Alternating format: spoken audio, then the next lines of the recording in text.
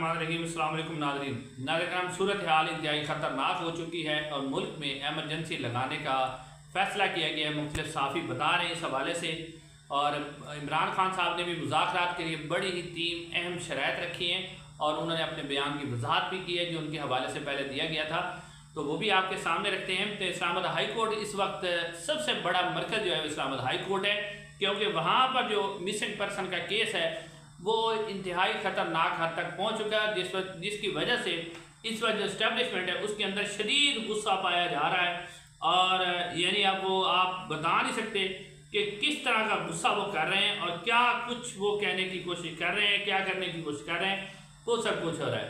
नाज़रीन, सबसे पहले आपके सामने रखते हैं कि अब जो एमरजेंसी लगाने का फैसला किया गया है या इस तरह की जो धमकियाँ दी जा रही हैं वो क्यों दी जा रही हैं।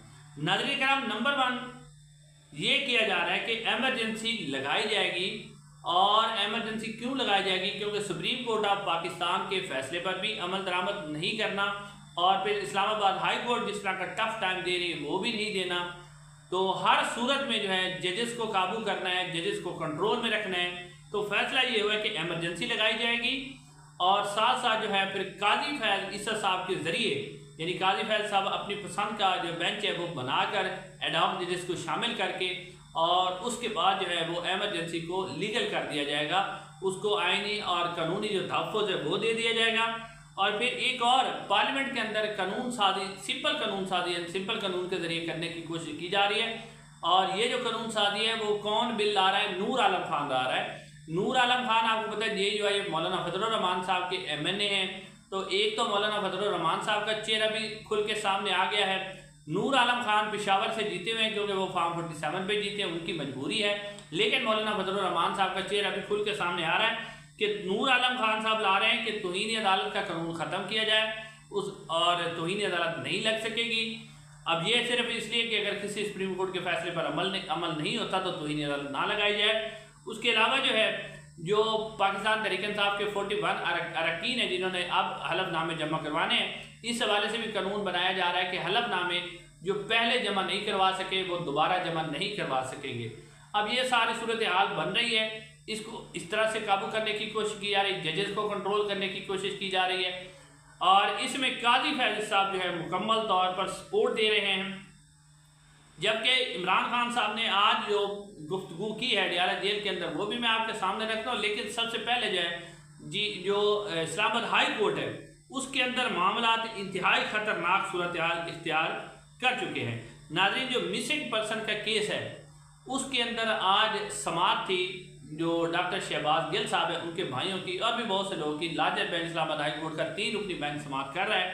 उसके ऊपर जस्टिस मोहसिन अख्तर कियानी साहब ने जो रिमार्क्स दिए हैं ना, वो कहते हैं कि यानी उनको कहा गया वजारत दिफा की तरफ से कि ये जो केस है ये सुप्रीम कोर्ट देखेगी, सुप्रीम कोर्ट में चल रहा है। तो जस्टिस मोहसिन अख्तर कियानी ने कहा कि हमें बार बार सुप्रीम कोर्ट का ना बताएं, सुप्रीम कोर्ट में क्या चल रहा है हम बर्दाश्त नहीं करेंगे, सुप्रीम कोर्ट जाने और आप जाने, हम इन केसेस को आगे बढ़ाएंगे। ये कहा जी जस्टिस मोहसिन अख्तर कियानी साहब ने। और वो कहते हैं कि वज़ीर आज़म और इदारों के सरबराहान की तनख्वाहें रोकने का हुक्म भी हम दे सकते हैं। जस्टिस मोहसिन अख्तर कियानी साहब ने कहा। जस्टिस मोहसिन अख्तर कियानी साहब ने कहा कि लापता अफराद के केसेस जो हमारे सामने हैं हुकूमत को घर भेजने के लिए काफ़ी हैं। जी हाँ नाज़रीन, मोहसिन अख्तर कियानी साहब कहते हैं कि हमारे पास जो केसेस हैं ना वो जो है इनसे ही हम वज़ीर आज़म को घर भेजने के लिए काफ़ी हैं। तो ये जो है मोहसिन अख्तर कियानी साहब ने जिस तरह के रिमार्क्स दिए हैं, जिस तरह की समाअत कर रहे हैं, उन्होंने कहा कि मोहसिन अख्तर कियानी साहब ने कि शहबाज गिल साहब के जो भाई हैं उनको 2 दिन के अंदर पेश करने की मोहलत आपको दी जाती है और जो जवाब उन्होंने जमा करवाया था वो मुस्तरद कर दिया।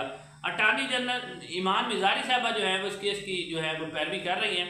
उन्होंने कहा कि अटार्नी जनरल की यकीन दहानी के बावजूद 14 बलोच स्टूडेंट्स को उठाया गया है। नाज़रीन, इसके ऊपर जस्टिस मोहसिन अख्तर कियानी और जो इस्लामाबाद हाई कोर्ट है वो शदीद गुस्से के अंदर है और वो कह रहे हैं कि हम कोई ना कोई ऐसा हुक्म जारी करेंगे फिर आप लोग पछताएंगे।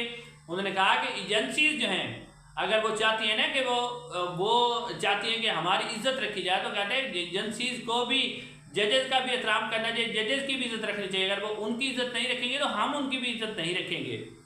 नाज़रीन, उसके अलावा जो सबसे अहम खबर है वो खबर ये है कि इमरान खान ने आज इमरान खान साहब की जो अडयाला जेल के अंदर लोगों से मुलाकात हुई। एक तो इमरान खान साहब के हवाले से खबरें चलाई जा रही थी कि इमरान खान जनाब मुज़ाकरात के लिए राज़ी हो गए हैं और डील कर रहे हैं जी, फ़ौज से उनकी बात हो गई है, सारा कुछ हो गया है। लेकिन आप देखें कि एक तरफ इतनी बड़ी कानून साजी की जा रही है, एमरजेंसी लगाने के हवाले से फैसला किया जा रहा है क्योंकि जजेस कंट्रोल में नहीं आ रहे। तो इमरान खान साहब ने आज भी अडयाला जेल के अंदर गुफ्तगू करते हुए बड़ी अहम बात की है। वो कहते हैं कि मुझे ये ना बताया जाए कि फ़ौज ने क्या गलती की है और ये नहीं की। वो कहते हैं मैं नहीं कहता, सुप्रीम कोर्ट ऑफ पाकिस्तान का फैसला ये कह रहा है कि जुल्फ़िकार अली भुट्टो को जो फांसी दी की थी वो गैर कानूनी थी। उन्होंने कहा कि जुल्फ़िकार अली भुट्टो, जो सुप्रीम कोर्ट ऑफ पाकिस्तान ने कहा कि जुल्फ़िकार अली भुट्टो को फांसी गैर कानूनी थी और उसके पीछे ज़ियाउल हक था और सकूत ढाका के पीछे जनरल ज़िया खान था। इमरान खान साहब ने कहा कि फ़ौज पर तनकीद और फ़ौज के खिलाफ बयानबाजी करने में फ़र्क होता है। हम फ़ौज के ऊपर तनकीद करते हैं। उन्होंने मिसाल भी दी कि जिस तरह एक बिगड़े हुए बच्चे को समझाने के लिए आप लोग तनकीद करते हैं, तो इस तरह हम फ़ौज के ऊपर तनकीद करते हैं कि फ़ौज जो है वो अपने दायरे के अंदर है, जो उसका अमल है। हम फ़ौज के ऊपर तनकीद इसलिए करते हैं। फिर इमरान खान साहब ने कहा कि हमारे कारकुनों को गिरफ्तार किया जा रहा है। हम 5 अगस्त को एक बड़ा पावर शो कर रहे हैं सवाबी के अंदर, जो कि KPK और जो और पंजाब का बॉर्डर है। सोशल मीडिया के अवाम के ऊपर उनकी आवाज़ सुनी जाए, उनको डंडे ना मारे जाएं। मेरे पास अखबारात के अलावा कोई मालूमात हासिल करने का सोर्स नहीं है। सोशल मीडिया की तनकीद को दहशतगर्दी से ना जोड़ा जाए।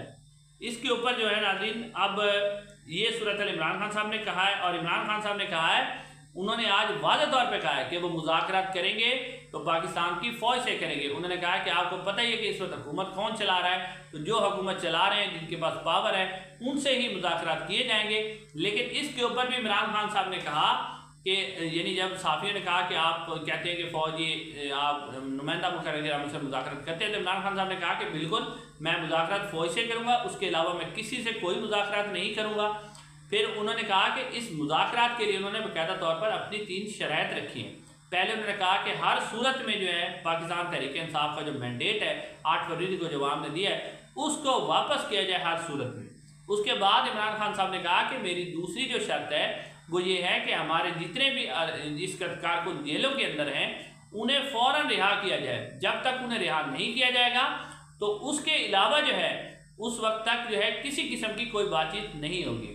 फिर इमरान खान साहब ने कहा कि जब उनसे सवाल किया गया कि मौलाना फजलुर रहमान साहब कह रहे हैं कि पाकिस्तान तहरीक इंसाफ जो है वो असम्बली से इस्तीफ़ा देने के लिए तैयार है, तो इमरान खान साहब ने कहा कि बिल्कुल मौलाना फजलुर रहमान साहब जो बात कर रहे हैं वो ठीक कर रहे हैं, लेकिन उसका हरगिज़ ये मतलब नहीं कि हम अब इस्तीफ़ा देंगे, बल्कि हम चाहते हैं कि हमारी जो चोरी शुदा मैंडेट है उसको वापस किया जाए और उसके बाद जो है हमारे कारकुनों को छोड़ा जाए और फिर हम ये जो मैंडेट है हम इसके ऊपर जो फ्रेश इलेक्शन की तरफ जाना चाहते हैं। जब सारी पार्टीज बैठ जाएंगी, फ्रेश इलेक्शन का फैसला हो जाएगा, तो हम भी रिज़ाइन कर देंगे, सारे रिज़ाइन कर देंगे और फ्रेश इलेक्शन है उसकी तरफ जाया जाएगा।